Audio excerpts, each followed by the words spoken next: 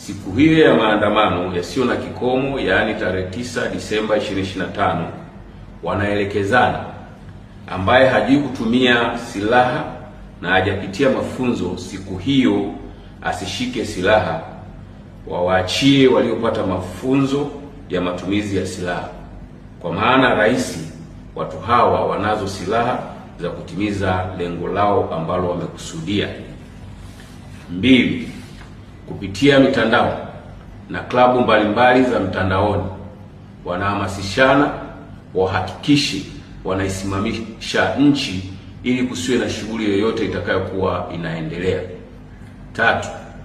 Pia wahakikishe wanaharibu na kuchoma moto minara yote ya mawasiliano ili nchi nzima ikose mawasiliano. 4.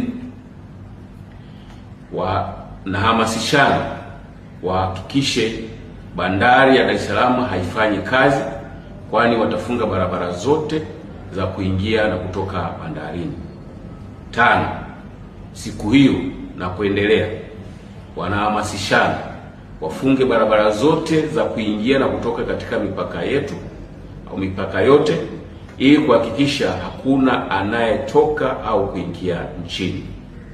6. Wanahamasishana kama vijana wakapore mali za watu kwa sababu wanacho kisingizio kuwa wana njaa. 7.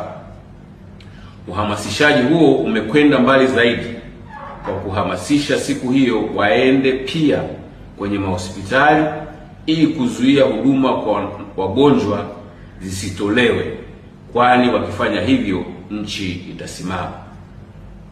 8. Pia wanahamasishana kuwa watahakikisha wanawafuata popote walipo watumishi wa serikali ili wawadhuru. 9.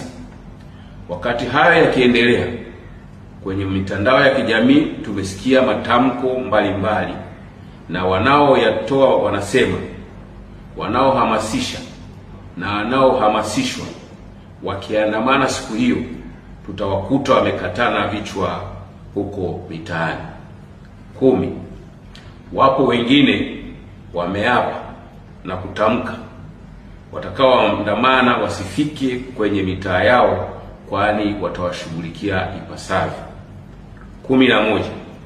Wengine wamesema hawatakubali tena kupata hasara walioipata tarehe 29 mwezi wa 10 2025 na siku zilizofuata, hivyo watahakikisha tarehe 9